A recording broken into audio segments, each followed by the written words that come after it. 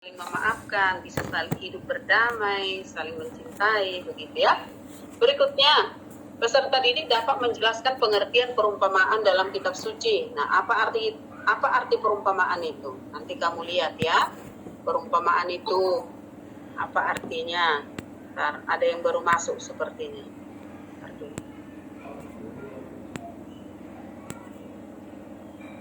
Ya, selamat pagi Dea. Ya, Pagi, Bu. baik ya, kita lanjutkan. Iya, apa kabar? Baik. Ada yang kamu hubungin temanmu? Ada sudah, Bu? Iya, silakan suruh masuk ya. Iya. Iya. Tadi sudah kisi-kisi ke 11 ini. Nanti yang lainnya dibaca dipelajari di grup di kisi-kisi ya, sudah Ibu Guru kirim di grup masing-masing ya. Ya, Bu. Baik, ini kita lihat. Peserta didik dapat menjelaskan pengertian perumpamaan. Ada dalam materi-materi yang Ibu Guru kirim dan dalam soal-soal juga pilihan ganda ada di situ. Sekarang tinggal kemauan kamu nak belajar mulai sekarang. Ya, perumpamaan itu apa, ya? Peserta didik dapat menjelaskan alasan Yesus memakai perumpamaan mengajar tentang kerajaan Allah. Apa hari itu ini? Mengapa Yesus memakai perumpamaan? Supaya para pendengarnya mudah memahami dan mengerti tentang ajaran Yesus. Karena kan perumpamaan itu kan dipakai yang biasa dilihat dan dialami oleh manusia. Sama seperti misalnya begini, tong kosong nyaring bunyinya. Kan itu kan sebuah peribahasa atau boleh dikatakan perumpamaan. Kenapa orang bilang tong kosong nyaring bunyinya? Karena itu kan tong itu atau drum itu kan biasa dilihat orang. Oh, mengerti dia ketika dipukul dia mengerti, suaranya besar. Padahal yang dimaksudkan bukan itu kan, tong kosong nyaring bunyinya apa itu? Mau mengumpamakan orang yang banyak bicara tapi tidak punya isi, kan kira-kira begitu. Nah, begitulah yang dimaksudkan oleh Yesus ya. Jadi mengapa dia memakai itu? Ya, karena supaya para pendengarnya mudah mengerti ya. Baik, berikutnya.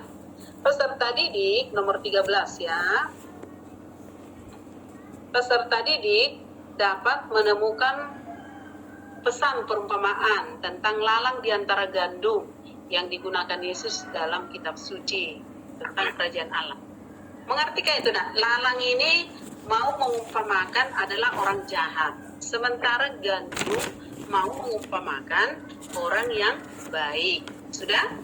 Nah, lalu pada saat itu kan Yesus dalam perumpamaan diceritakan bahwa murid Yesus itu mengatakan, Guru, bagaimana kalau kami cabut ini lalang ini? Karena lalang itu kan mengganggu ke gandum, tanaman yang kita pelihara. Tapi apa kata Yesus? Jangan, biarkan nanti ketika kamu mencabut lalang itu, nanti gandumnya tercabut karena belum kelihatan. Gandum dan lalang ini sama-sama dia bentuk daunnya. Tapi nanti setelah berbuah baru kelihatan bedanya. Nah, lalu kata Yesus, jangan, biarkan dia.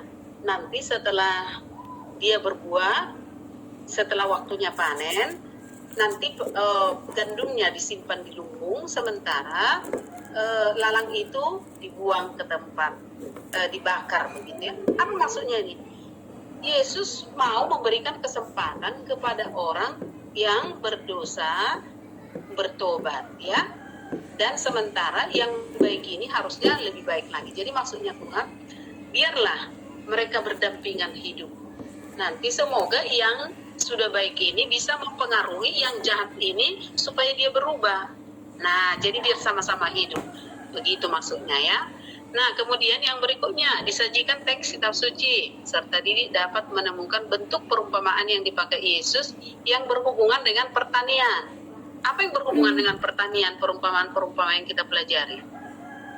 Nah, Ibu Guru sebutkan. Contoh, bagaikan ini, lalang di antara gandum. Yang berhubungan dengan apa itu? Pertanian atau penjala ikan? Apa? Ya, Pertanian. dengan profesi lain. Pertanian. Baik, pintar ya. Lalu ini penabur benih. Penabur benih, pertanian. Kalau apa? Penabur benih? Pertanian.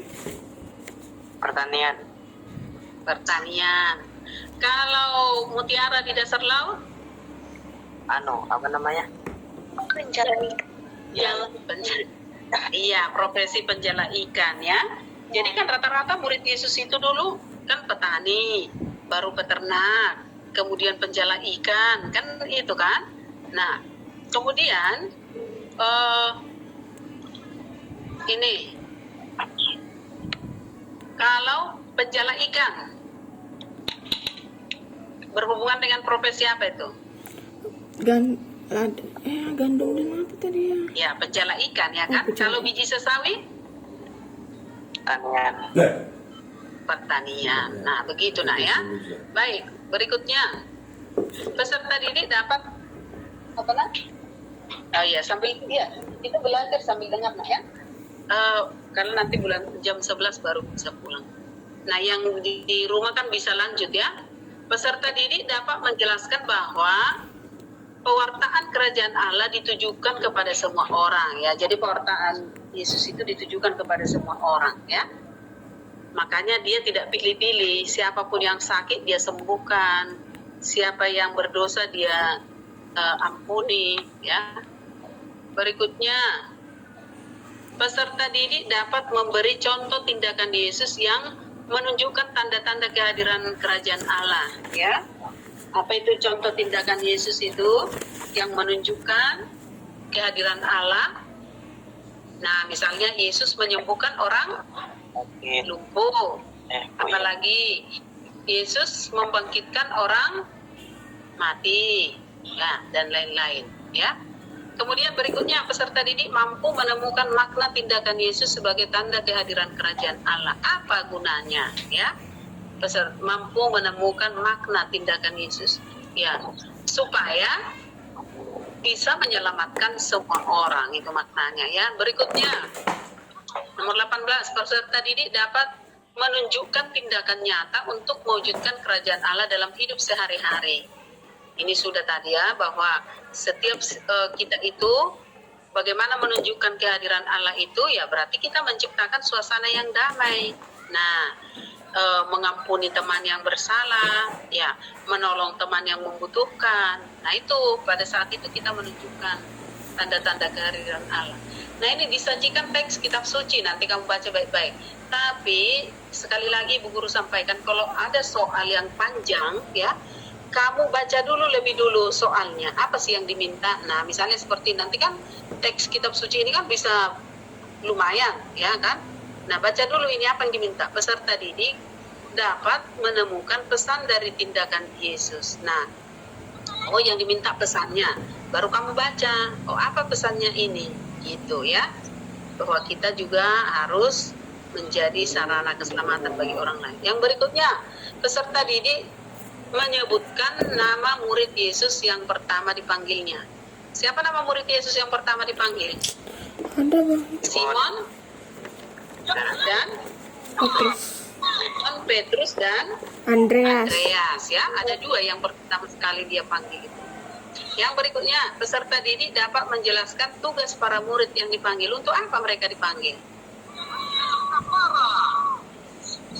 Ya, tentunya untuk mewartakan kerajaan Allah seperti yang disampaikan oleh Yesus.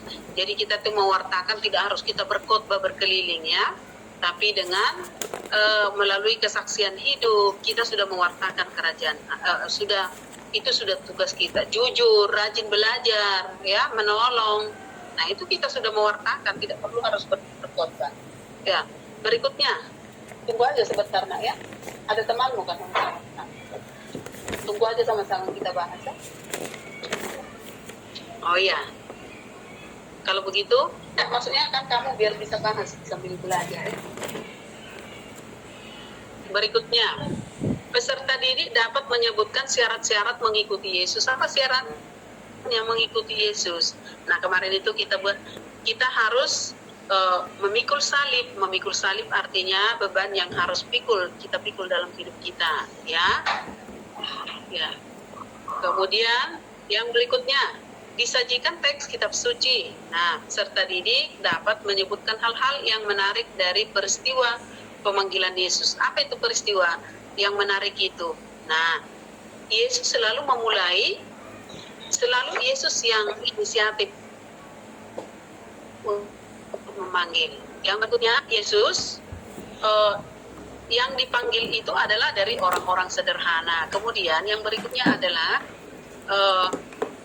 Yesus, mereka selalu spontan mengikuti ya, jadi tidak ada mereka tawar-menawar. Nah, ketika dipanggil langsung datang, jadi itu yang menarik. Kemudian yang berikutnya disajikan teks kitab suci. Nah, peserta didik dapat menemukan pesan teks tersebut yang dapat dilakukan dalam hidup sehari-hari. Nah, ini kamu tinggal membaca, lalu apa ya yang mau dipesankan kepada saya, begitu ya, apa yang bisa saya ambil. Jadi perlu tidak hanya hafalan tapi pemahaman kamu. Yang berikutnya nomor 25, peserta didik dapat menjelaskan pengertian manusia sebagai makhluk sosial. Maksudnya makhluk sosial itu kan manusia itu tidak dapat hidup sendiri, tapi manusia saling ketergantungan satu sama lain. Yang berikutnya disajikan teks kitab suci. Peserta didik dapat menjelaskan ciri gereja yang masih kelihatan dalam gereja saat ini. Nah, ini perlu kamu tahu. Nah, jadi ada sebenarnya di situ ciri-ciri gereja perdana itu, misalnya tekun mendengarkan pengajaran rasul-rasul. Nah, sekarang digantikan oleh siapa? Oleh para imam atau pendeta, Pak, yang masuk. Imam itu kan pendeta, pastor, ya itu ya. Jadi sekarang ini masih tetap tekun mendengarkan ajaran para rasul. Jadi kita kan masih mendengarkan ajaran dari para imam, ya, para pastor, para pendeta, ya.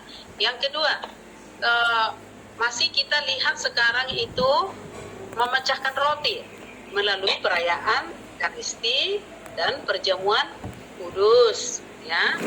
Nah, itu ciri-ciri yang masih kita lihat sekarang ini. Jadi sebenarnya apa yang dilakukan gereja perdana masih tetap kita lakukan sekarang, tetapi bentuknya berbeda, ya. Berikutnya, peserta didik dapat menjelaskan beberapa alasan sehingga disukai banyak orang. Apa ya yang membuat mereka disukai banyak orang? Nah, mereka itu sehati sepikir. Nah, kemudian apalagi? Ya, mereka saling menolong satu sama lain. Itu yang membuat mereka disukai banyak orang. Kemudian berikutnya, peserta didik dapat menjelaskan pengertian aspek beriman sosial dan personal. Namanya saja sosial, berarti banyak orang. Personal berarti pribadi. Nah, kalau aspek iman kita itu berkembang secara sosial, artinya iman kita itu dapat berkembang karena orang lain, ya. Jadi mendengarkan ajaran orang lain. Nah, misalnya kita mengikuti perayaan Ekaristi, itu aspek sosial. Kita mengikuti kegiatan-kegiatan di lingkungan, itu aspek sosial. Nah, sementara kalau aspek beriman pribadi personal, ketika kita misalnya berdoa pribadi secara pribadi, nah itu personal. Kalau misalnya kita membaca kitab suci sendiri, itu namanya personal, ya. Baik. Ini yang berikutnya, peserta didik dapat menyebutkan isi tugas perutusan murid Yesus. Apa tugasnya? Ya, isinya tentunya mewartakan kabar gembira, ya. Yang berikutnya nomor 30, peserta didik dapat memberikan contoh kegiatan yang dapat dilakukan untuk mewujudkan tugas pewartaan itu. Nah, misalnya kamu terlibat menjadi mengajar sekolah minggu ataupun terlibat dalam sekolah minggu, ikut lektor atau membaca kitab suci, kamu sudah ikut serta itu, ya. Jadi kamu tidak perlu ikut berkeliling berkhotbah seperti pendeta atau pastor. Nah, ini disajikan teks kitab suci Lukas 10. Peserta didik dapat menemukan hal-hal yang diperlihatkan dalam mewartakan kabar gembira. Peserta didik dapat menemukan hal-hal yang harus diperhatikan. Nah, ini apa di sini? Harus sederhana. Itu kan jangan membawa pundi-pundi, itu artinya kan hidup sederhana. Kemudian memakan apa yang ada. Jadi kalau disajikan dimakan, ya, itu. Jadi itu hal-hal yang harus kita perhatikan. Jadi artinya bersikap sederhana, ya. Yang berikutnya, Peserta didik dapat menjelaskan persiapan yang dilakukan Yesus sebelum melakukan tugas kerajaan Allah. Nah, apa yang dilakukan Yesus itu sebelum melakukan tugasnya? Dia berpuasa, ya. Kemudian yang berikutnya apa? Mendengarkan ajaran dari alim ulama. Ingat itu masih usia 12 tahun. Dia tidak kembali ke dia ternyata ketika berjalan itu dia tidak ada di situ, ternyata dia mendengarkan alim ulama. Nah, jadi apa yang mau diajarkan kepada kita? Sebelum kita menjadi pewarta, kita juga harus banyak dulu mendengar, ya, bertanya kepada orang yang lebih tahu. Nah, kemudian berikutnya disajikan teks kitab suci. Peserta didik dapat menemukan tindakan Yesus yang dapat dalam mengalahkan godaan. Nah, setelah Yesus berpuasa kan digodai dia. Ada berapa godaan yang dialami Yesus? Halo, masih beradakah dalam ruangan ini kamu? Ada berapa nak? Berapa macam godaan? Ada 3 ya. Yang pertama, Yesus setelah berpuasa tentunya lapar ya. Lalu setan bilang begini, Guru, jadikanlah batu ini menjadi roti. Nah, itu godaan yang pertama. Tapi Yesus selalu bisa mengalahkan. Yesus bilang, manusia tidak hanya hidup dari roti, tetapi juga dari sabda Allah. Nah, yang kedua, Yesus dibawa ke atas hubungan bait Allah. Lalu katanya, melompatlah dari sana. Karena akan ada malaikat-malaikat Tuhan yang menangkap kamu. Lalu apa kata Yesus? Jangan kamu mencobai Tuhan Allahmu. Lalu yang terakhir, dia dibawa ke bukit yang lalu dia katakan, kalau kamu mau menyembah aku akan berikan ini semua kepada kamu. Tapi kata Yesus, enyahlah kau iblis, hanya Tuhan Allah lah yang disembah. Nah, apa yang mau diajarkan kepada kita? Kita juga harus banyak berdoa, memperkuat iman kita, supaya kita tidak gampang tergoda, ya. Nah, baik, peserta didik dapat melaksanakan alasan kelompok orang yang nah ini, ya. Kita menyebutkan kelompok orang-orang yang menolak Yesus. Siapa yang menolak Yesus dalam pewartaan Yesus?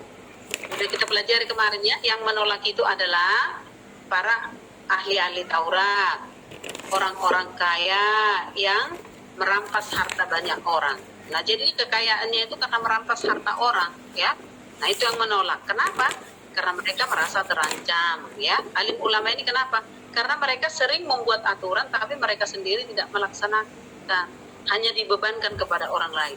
Nah, jadi takut ditegur, ya. Akhirnya mereka tidak menerima. Lalu yang menerima siapa? Ya, yang menerima adalah anak-anak dan wanita. Karena kenapa? Mereka ini dianggap nomor 2-kan dalam masyarakat, ya. Kemudian para orang miskin karena mereka tertindas. Nah, dengan kehadiran Yesus mereka merasa diterima, ya. Kemudian orang berdosa yang mau bertobat. Nah, tuh seperti Sakeus, wanita yang kedapatan berdosa. Nah, ini karena Yesus selalu mengatakan pertobatan lebih perlu daripada hak hukuman, ya. Jadi masih selalu diberi kesempatan untuk bertobat. Kemudian peserta didik dapat menjelaskan menemukan sikap Yesus terhadap orang yang menolaknya. Nah, walaupun banyak orang yang menolaknya, dia tidak memusuhinya, tetapi melakukannya dengan baik. Apa yang mau diajarkan kepada kita? Nah, apa yang kita sampaikan walaupun itu baik, belum tentu diterima orang lain. Nah, tetapi dengan kita diharapkan berteman dengan mereka, ya, tidak memusuhi. Itu yang mau diajarkan. Kemudian nomor 37 yang tinggal sedikit, ya. 37. Peserta didik dapat menjelaskan peristiwa penting yang dilakukan Yesus sebelum sengsara dan wafat Yesus. Ada 2 hal yang dilakukan.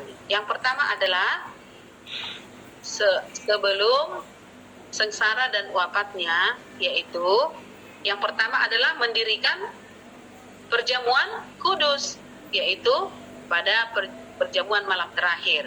Itulah makanya sampai sekarang kita dalam gereja selalu mengadakan perjamuan kudus ataupun perayaan Ekaristi, ya.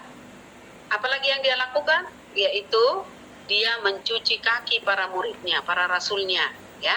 Apa yang mau diajarkan kepada kita? Supaya kita rendah hati dan saling melayani, ya. Baik, yang nomor 38. Disajikan teks kitab suci. Peserta didik dapat menemukan tindakan Yesus yang patut diteladani. Nah, nanti kamu lihat sendiri di sana. Ada kok. Jadi tidak perlu diajarkan, memang ada di sana. Tinggal kamu mencarinya. Yang berikutnya, peserta didik dapat menjelaskan makna kebangkitan Yesus bagi kehidupan para pengikutnya. Apa makna yang mau diambil? Bahwa Yesus menjadi makna kebangkitan Yesus adalah bahwa dengan kebangkitan Yesus dapat menjadi inspirasi bagi kehidupan kita. Semangat kebangkitan Yesus itu dapat kita teladani. Berikutnya, peserta didik dapat menyebutkan hari raya kebangkitan Yesus. Hari raya kebangkitan Yesus apa namanya? Natal kah? Natal. Hari raya kebangkitan Yesus Natal. Pasca. Iya, Paskah nak ya. Jadi kalau hari kelahiran Yesus Natal. Kalau hari sengsara Yesus Jumat Agung. iya, Jumat Agung ya. Ataupun kita sebutkan kan Jumat sengsara ya. Kalau kenaikan Yesus, hari kenaikan Yesus Sabtu. Hari kenaikan Yesus kita rayakan apa? Pentakosta nak ya, hari Pentakosta. Turunnya Roh Kudus apa? Itu Pentakosta ya, turunnya. Kalau kenaikan ya kenaikan. Tapi turunnya Roh Kudus kita sebut dengan Pentakosta ya. Sampai di sini. Baik. Kisi-kisi itu sudah Ibu Guru buat dulu Ibu Guru buat juga di grup kamu masing-masing. Jadi nanti untuk belajarnya bisa begini nak. Kamu catat dulu ini saja.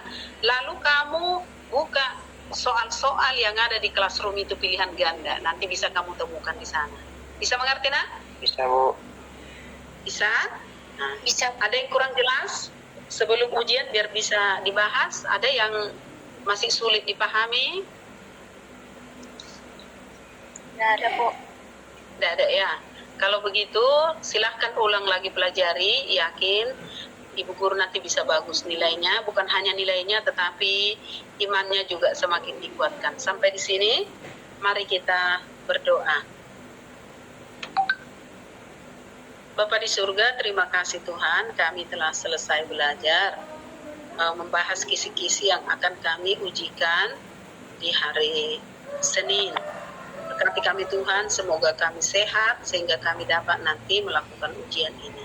Semoga kami juga Tuhan tidak hanya mencari nilai, tetapi kami sungguh-sungguh semakin beriman kepadamu sehingga kami mampu menunjukkan tindakan itu di tengah-tengah kehidupan kami setiap hari.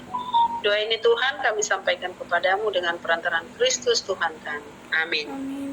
Baik, sampai ketemu kembali. Selamat ujian. Semoga